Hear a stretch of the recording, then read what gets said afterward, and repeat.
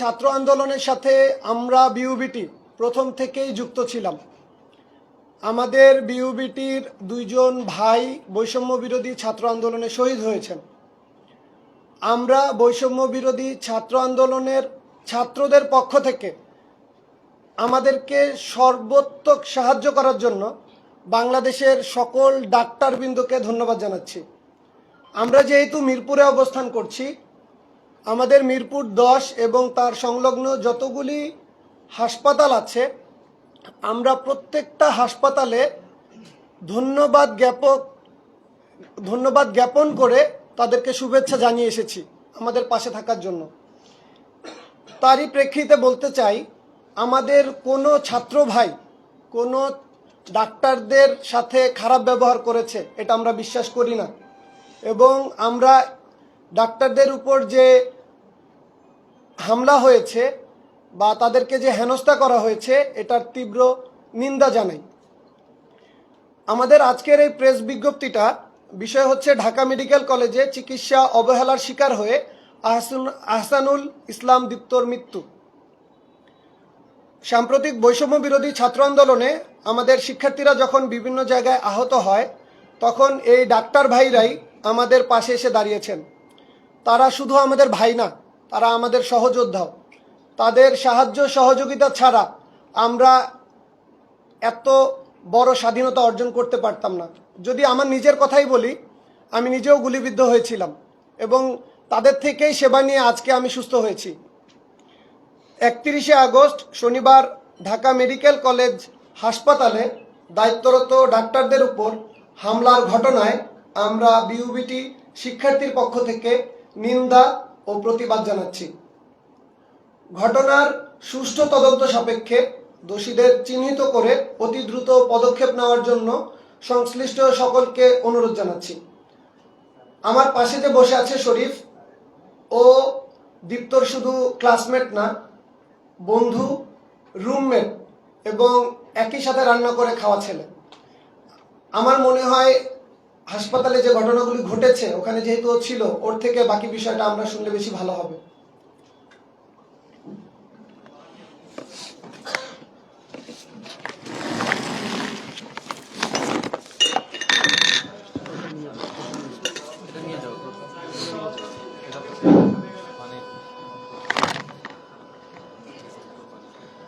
আসসালামু আলাইকুম।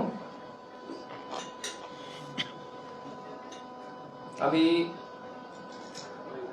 এমডি শরীফুল ইসলাম শরীফ,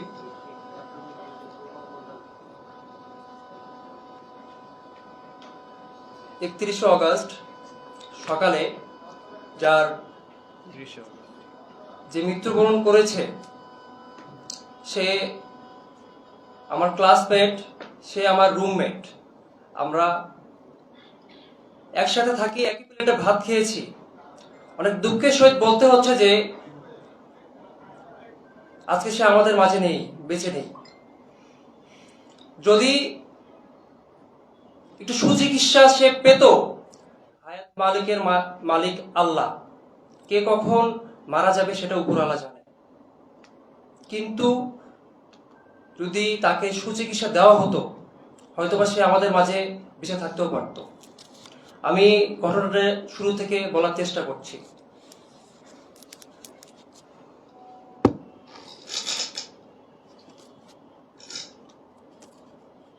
30শে অগস্ট শুক্রবার সন্ধ্যায় দীপ্ত বের হয়। তার ভাষ্যটি এমন ছিল যে, শরীফ আমি আসবো, আমার আসতে একটু লেট হবে। কিন্তু আসলে উপলব্ধি করতে পারিনি যে তার এত লেট হয়ে যাবে যে সে আর কখনোই ফিরে আসবে না, আমাদের মাঝে কখনোই ফিরে আসবে না।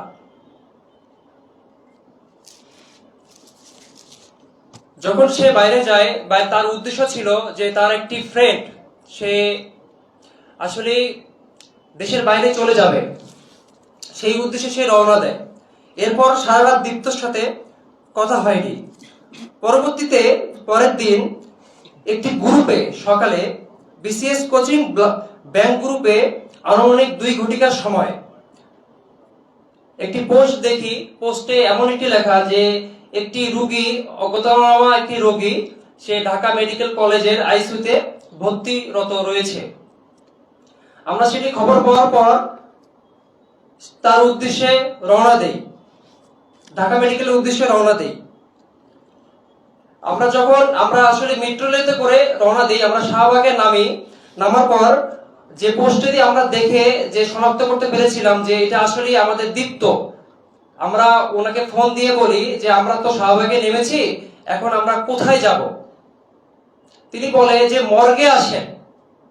আসলে এই কথাটা যে শুনতে হবে যে সে আর নেই, যে আমরা তখন পর্যন্ত জানতাম না যে সে আসলে আমাদের মাঝে নেই। আমাদের আসলে আমরা যারা রওনা দেই প্রথমে, যে আমাদের যে মানে কি বলবো, আমরা তার মুখে দিয়ে শুনতাম যে তার ফোন কেন বন্ধ, সে কেন আইসিইউতে ভর্তি, কেন এমন একটা বিজ্ঞপ্তি ওখানে দেওয়া হয়।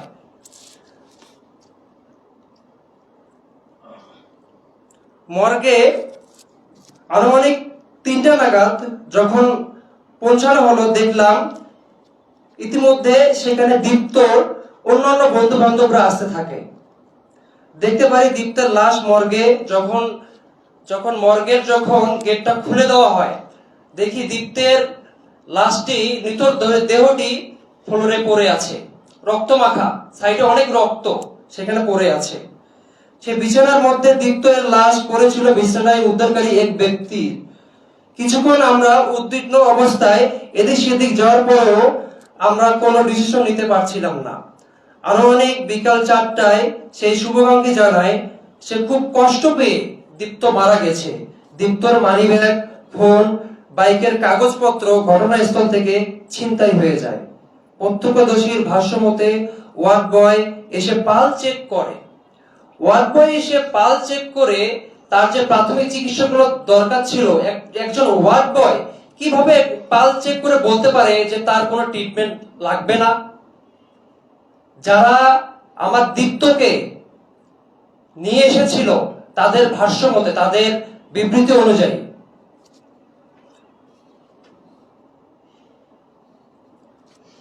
যখন আমরা তাদের যে ভিকটিম যারা ওখানে ছিল তাদের যখন ভাষ্য মতে যখন আমরা শুনি, তখন যে আসলে ওই সময় কর্মরত কারা ছিল, কোন ডক্টর ছিল, কোন নার্স ছিল, কোন ওয়ার্ড বয় ছিল, যে আসলে সেটার জন্য রেজিস্ট্রি খাতা দেখতে চাইলে, আমরা যখন কর্তৃপক্ষের কাছে যাই রেজিস্ট্রি খাতা দেখতে চাইলে উপস্থিত জনতার ভিড়ে হাসপাতালের কর্তৃপক্ষ থেকে এক পর্যায়ে রেজিস্টার খাতায় দেখানো হয়। তখন 29 তারিখ ও 31 তারিখের নথিপত্র পাওয়া যায়, কিন্তু 30 তারিখের কোনো নথিপত্র আমাদেরকে দেখানো হয়নি, রেজিস্টার বুকে কোনো ছিল না।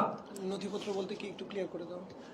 নথিপত্র বলতে এখানে যে রেজিস্টার খাতাটায় যে আসলে কোন পেশেন্ট এখানে অ্যাডমিশন হয়েছে, বা কোন ডক্টর ওই দিন যে ভায়োলেট ইউনিটে 201 নম্বর রুমে ভায়োলেট ইউনিটে দীপ্ত ওখানে তাকে নিয়ে যাওয়া হয়, ওই সময় ওখানে আসলে কোন ডক্টর ডিউটিরত ছিল এই বিষয়টাও ওখানে আমরা যখন কর্তৃপক্ষের কাছে যাই এটা কেউ বলতে চাচ্ছিল না বা তারা দেখাতে পারেনি।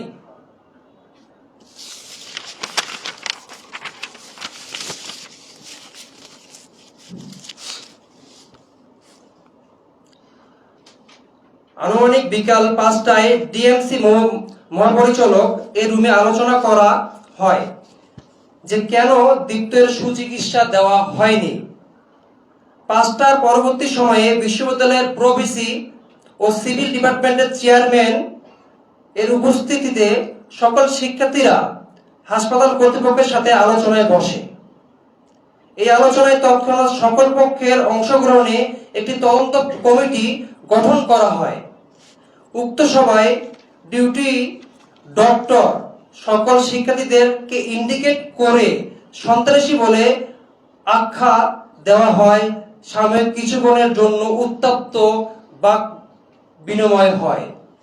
পরবর্তীতে বিশ্ববিদ্যালয়ের প্রোভাইস চ্যান্সেলর সকল শিক্ষার্থীদেরকে এক রাত 8টার মধ্যে ঢাকা মেডিকেল কলেজ এরিয়া ত্যাগ করতে বলে এবং আদেশ দেন শিক্ষার্থীরা উক্ত নির্দেশনা অনুযায়ী ঢাকা মেডিকেল কলেজ এরিয়া সম্পূর্ণভাবে ত্যাগ করে আমরা যে যার বাসায় চলে আসি, শান্তিপূর্ণভাবে আমরা যে যার বাসায় চলে আসি।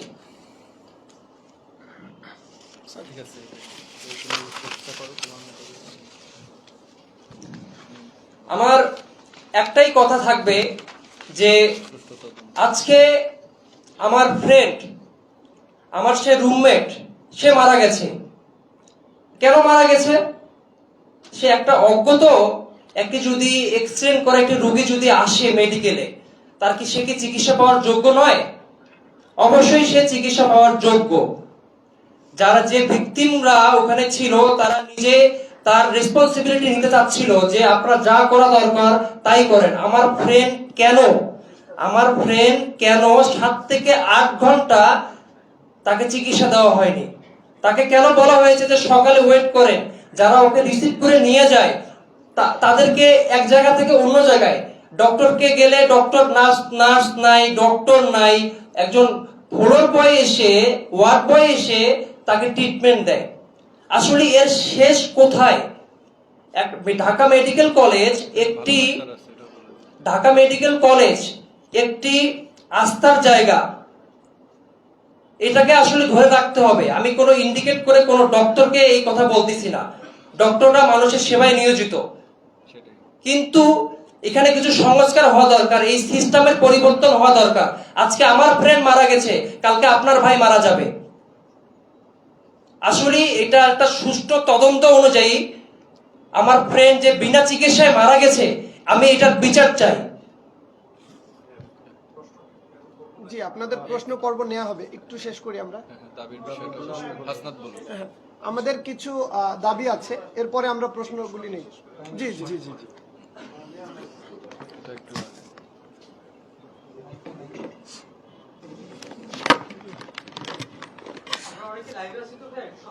জি জি জি জি এটা মাইকটা মাউথপিসটা দেন, আমি এটা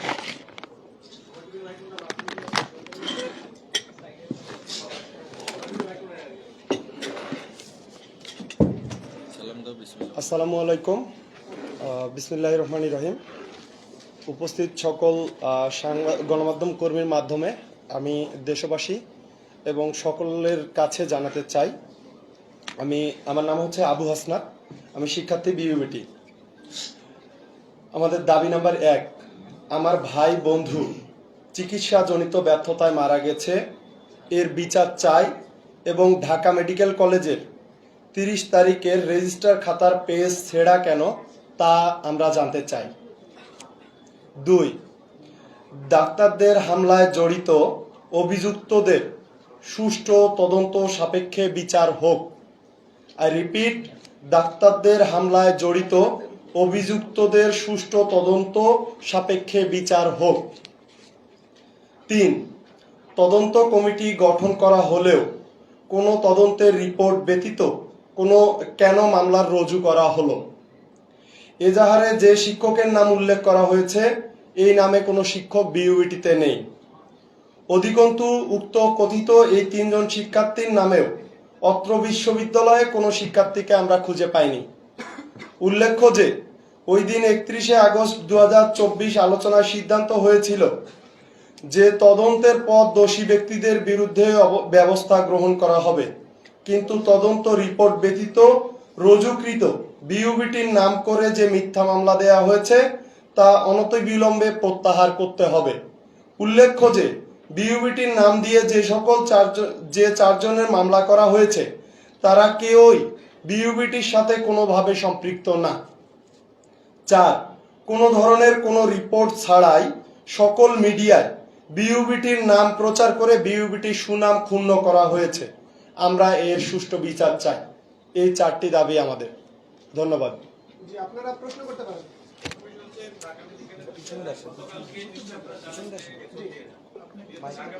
মাউথপিসটা নেই, একটু ওই বড়টা দিতে হবে। মাইক নাই, ওয়্যারলেস মাইক নেই। ঘটনা যে আপনাদের যে শিক্ষার্থী যিনি মারা গেছেন তার বন্ধু-বান্ধব গিয়ে চিকিৎসকদের উপর হামলা করেছে, এই বিষয়ে আপনারা কি বলবেন? বিষয়টা হয়েছে, আমাদের সাথে ডাক্তারদের সাথে কোনো মারামারি হয়নি, ডাক্তারদের সাথে আমাদের উত্তপ্ত বাক্য বিনিময় হয়েছে।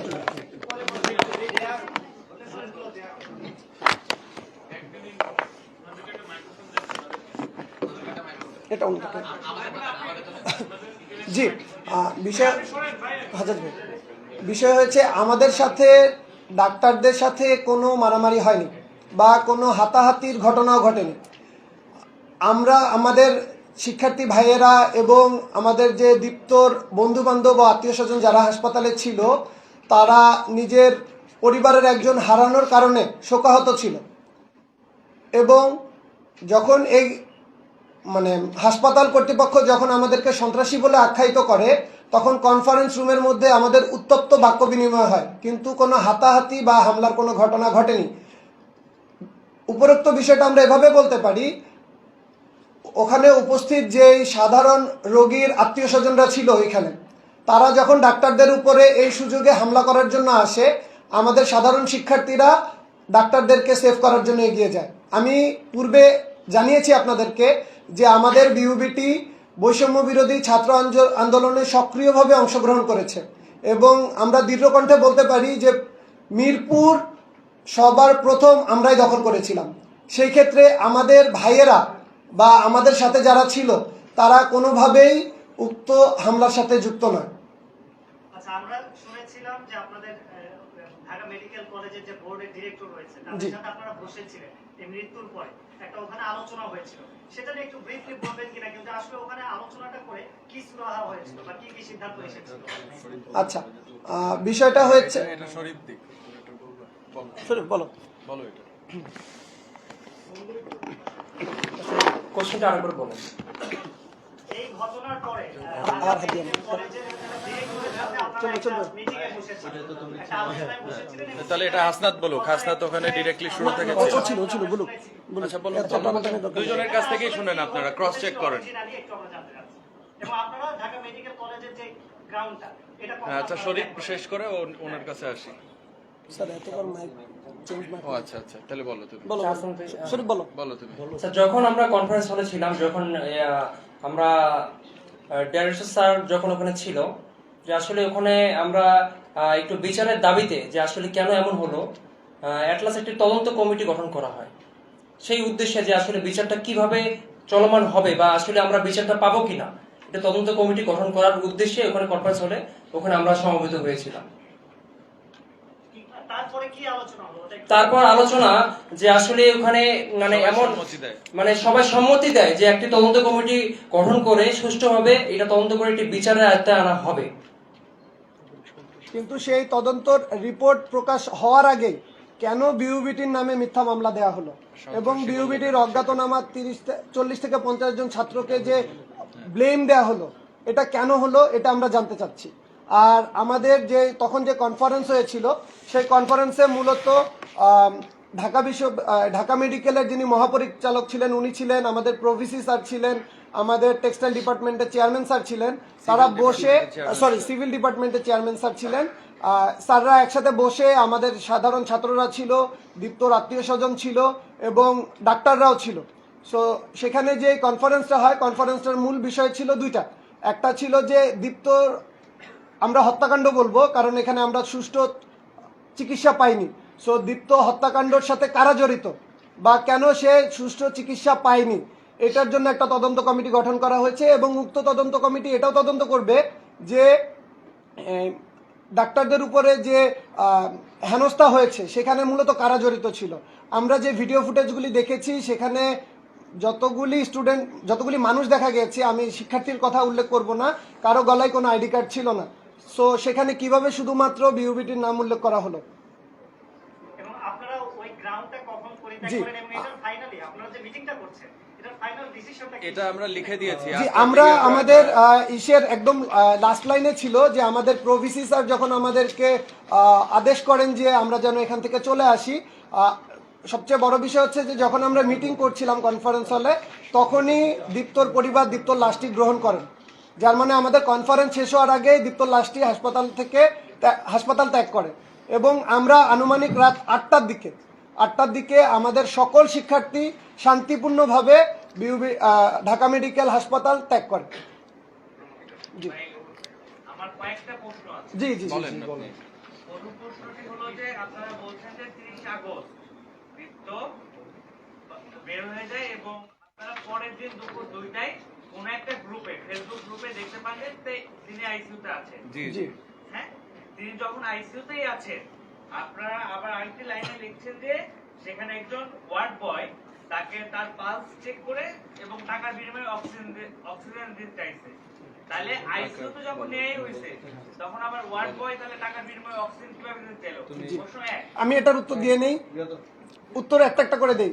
জি, বিষয় হয়েছে আমরা যে তথ্যটা দেখেছি সেটা একটা ফেসবুক গ্রুপে, এটা কোনো অথেন্টিক ইনফরমেশন না।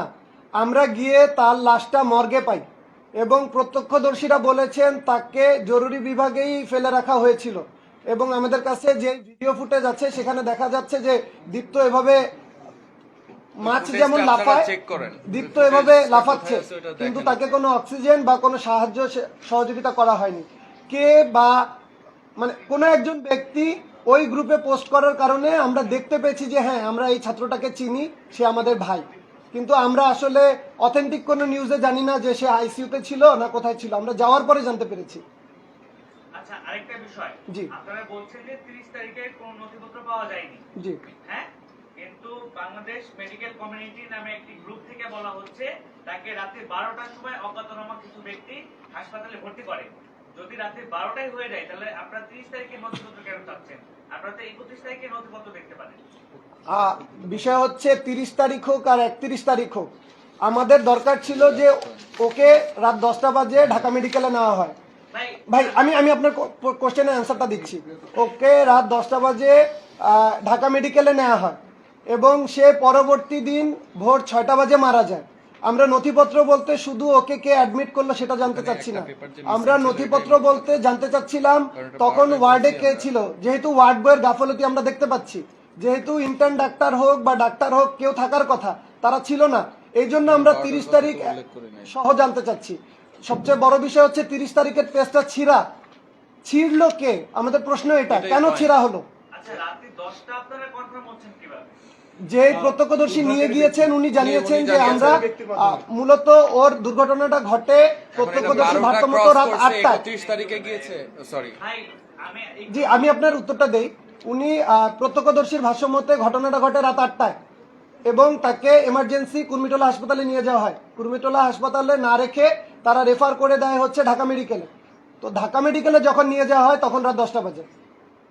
আচ্ছা, আপনাদের এখানে বলছেন যে প্রত্যক্ষদর্শী বা যিনি নিয়ে গেছেন জি। একজন শুভাকাঙ্ক্ষী, ভালো কথা, কিন্তু মেডিকেল কমিটি থেকে বলা হচ্ছে যে যেই দুজন লোক তাকে নিয়ে গিয়েছিল তারা শুধু তাকে অ্যাডমিট করে পরবর্তীতে তারা কোনো খোঁজ খবর রাখেনি এবং দীপ্ত যে সিটি স্ক্যান অফ ব্রেন সেটি ফ্রিতে করে দেওয়ার ব্যবস্থা করে দেওয়া হয়েছিল হাসপাতাল পক্ষ থেকে।